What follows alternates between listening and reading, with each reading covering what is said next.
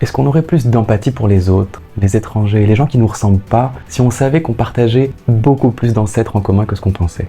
Est-ce que comprendre ce qui peut s'apparenter à des anecdotes biologiques, ça peut changer notre rapport au monde, aux autres, aux vivants de manière générale? En tout cas, moi je suis curieux de savoir si d'ici la fin de la vidéo, votre perspective sur tout ça change un peu après avoir appris ce que vous vous apprêtez à découvrir. C'est parti!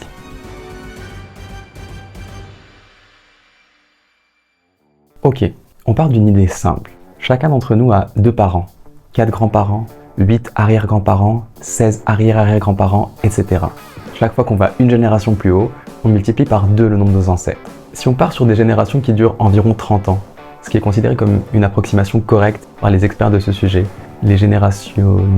Non, c'est des anthropologues. Ça nous donne un nombre d'ancêtres qui ressemble à ça. En l'an 800, ça nous fait 2 puissance 40 générations, donc vous aviez 1000 milliards d'ancêtres qui ont vécu à cette époque du Moyen-Âge. Félicitations. C'est d'autant plus incroyable que sur toute la Terre à cette époque-là, il n'y avait que 200 millions d'humains. Comment on peut avoir plus d'ancêtres à une époque que le nombre de personnes sur Terre? Et encore, on peut remonter plus loin. Ça, c'est la courbe du nombre d'humains qui ont vécu sur Terre durant les 12 000 dernières années. En moins 10 000, il y avait 4 millions d'humains qui vivaient sur Terre. Et si on reprend notre calcul, ça fait 2 puissance 400 ancêtres, ce qui fait un très grand nombre. C'est plus que le nombre d'atomes dans l'univers. Et on s'arrête à moins 10 000 ans et 400 générations, mais on estime que depuis le début de l'humanité, il y a plutôt eu 7000 générations d'humains, donc on parlerait de 2 puissance 7000 ancêtres. Et j'essaye vraiment de faire des vidéos pas trop longues, mais là je me sens obligé de prendre un moment pour réaliser ensemble ce que ça représente. Si je commence à compter en rajoutant 1 à chaque seconde, pour arriver à 1 million, ça me prendrait 12 jours. Et pour arriver à 1 milliard, ça me prendrait 32 ans. Et là on parle que de 1 avec 9 zéros derrière. Notre cerveau n'est biologiquement pas fait pour appréhender les très grands nombres. C'est-à-dire qu'il est incapable intuitivement de se représenter ce que ça change un nombre avec 100 ou 1000 zéros derrière. Notre cerveau de primate chasseur-cueilleur, il sait pas faire ça. Et pourtant c'est énorme comme différence. D'ailleurs, ça pourrait faire peut-être un prochain sujet de vidéo, ça. Je me suis toujours dit qu'une des raisons pour lesquelles les inégalités de richesse, ça choque pas tant les gens, c'est qu'on a du mal à se représenter vraiment les différences de patrimoine. On dit souvent que les riches, c'est les millionnaires, les milliardaires, tout ça, alors que mathématiquement, quelqu'un qui dort dans sa voiture et qui a un patrimoine de 2000 € est plus proche en termes d'ordre de grandeur de quelqu'un qui aurait gagné 4 millions d'euros au loto que notre gagnant du loto l'est de Bernard Arnault. Comment expliquer ce décalage entre le nombre d'ancêtres qu'on devrait avoir et le nombre réel d'ancêtres qu'on a eu? La réponse est assez simple. Notre arbre généalogique n'est pas un arbre avec des branches indépendantes et des ancêtres différents les uns des autres. Notre arbre ressemble plutôt en fait à ça.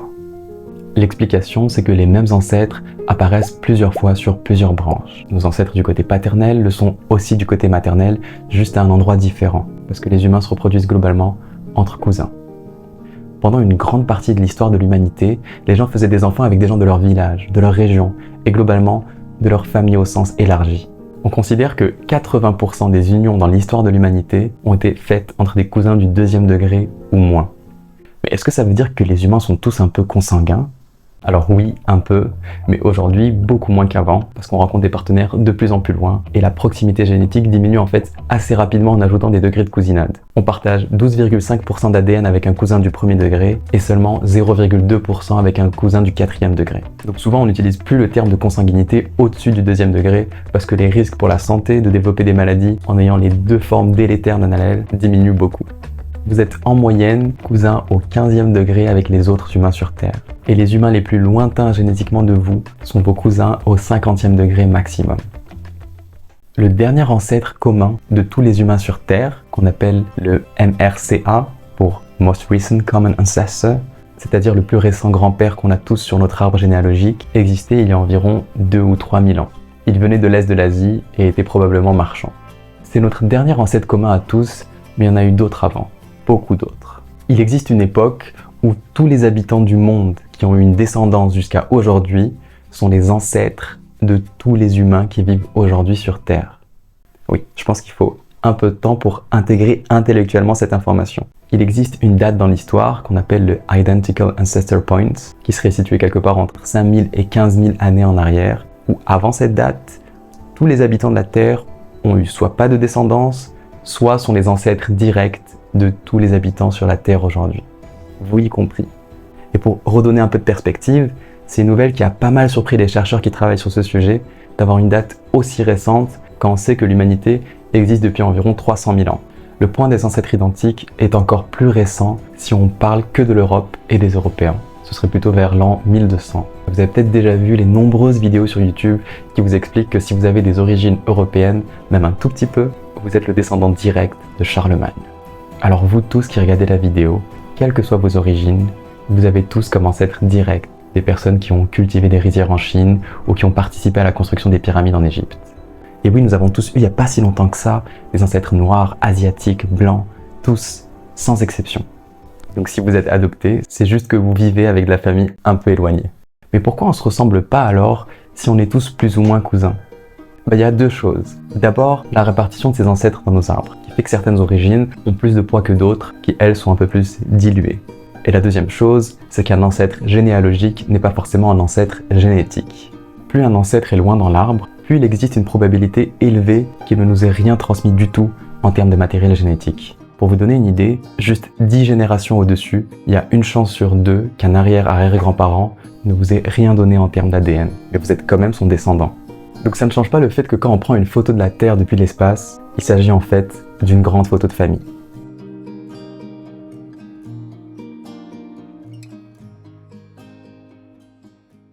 Déjà, ça permet de savoir que personne n'est purement de telle ou telle origine, et qu'être de souche, ça n'existe pas. Au Canada, c'est quelque chose qui est facilement admis. Quand on demande aux gens d'où ils viennent, ils disent que leurs ancêtres sont originaires de tel ou tel pays. Sauf évidemment les gens descendants des populations autochtones, les Premières Nations, les Inuits, etc. Mais en fait, même eux, c'est pas si évident si on va plus loin. Parce que les autochtones ne sont pas non plus originaires d'Amérique. Ils étaient là plus de 20 000 ans avant les Européens, ok? Et ils se sont fait exterminer et voler leurs terres comme à peu près tous les peuples indigènes colonisés, certes, mais ils viennent aussi de quelque part. En l'occurrence d'Asie, puisque durant la dernière glaciation, ils ont traversé le détroit entre la Sibérie et l'Alaska. En France ou en Europe, c'est un peu différent. Les gens se disent plus volontiers être originaires de souche, ce qui est souvent pas dit avec un sous-entendu particulier. C'est plutôt une manière de dire qu'à leur connaissance, ils n'ont pas d'autres origines. Et l'idée ici n'est pas de dire que c'est bien ou mal de se considérer comme de souche, d'être originaire purement d'un pays, même si j'ai quand même un peu mon avis sur la question, mais juste de dire que c'est nécessairement faux.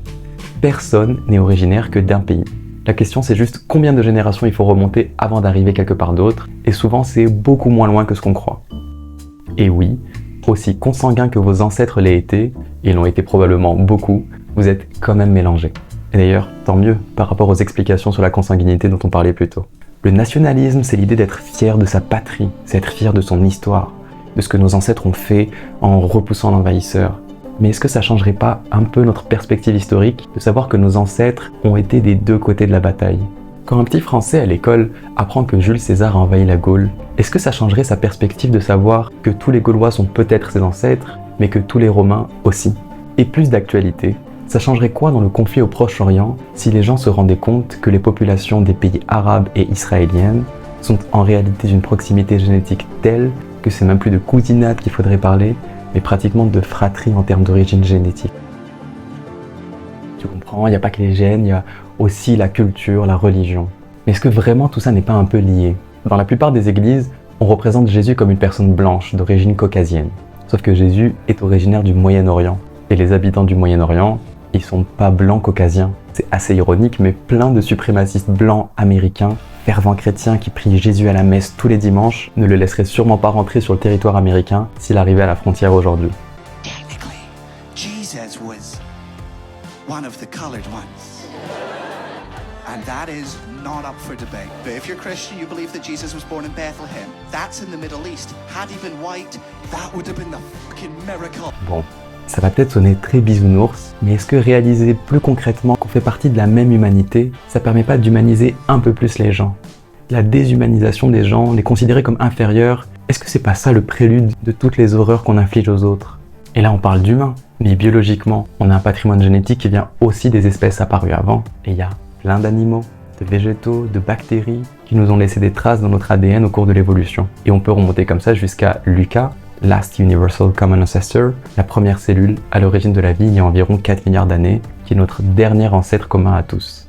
Alors peut-être que ça change rien de réaliser ça. Peut-être que certains vont hausser les épaules, puis monter dans le métro comme si de rien n'était, pour aller travailler et payer des impôts pour défendre avec assiduité l'intérêt des humains de ce côté de la frontière, et ceux de l'autre côté, bah tant pis, ils avaient qu'à avoir la bonne couleur de passeport. Mais peut-être que pour d'autres, ça donnera envie de réfléchir un coup. Est-ce que c'est le rôle de la science de se poser ce genre de questions? Jusqu'au début du XXe siècle, plein de scientifiques expliquaient à coups d'arguments pseudo-scientifiques, souvent teintés de religion et de néocolonialisme, que les Blancs étaient supérieurs aux Noirs. Pendant encore plus longtemps, certains utilisaient la science comme prétexte pour expliquer à quel point les hommes sont supérieurs aux femmes et que c'est donc normal qu'elles aient moins de droits. Mais maintenant que la science est capable de prouver exactement l'inverse, qu'on est tous des humains bien plus égaux et connectés que ce qu'on croit, est-ce qu'on peut pas choisir de mettre en avant cette couleur de la science, celle qui unit plutôt que celle qui divise? J'essaie de répondre à tous les commentaires et je vois ces vidéos comme des points de départ de réflexion. Donc n'hésitez pas à partager votre avis ou à m'apprendre à moi et aux autres des nouvelles choses et je vous dis à bientôt.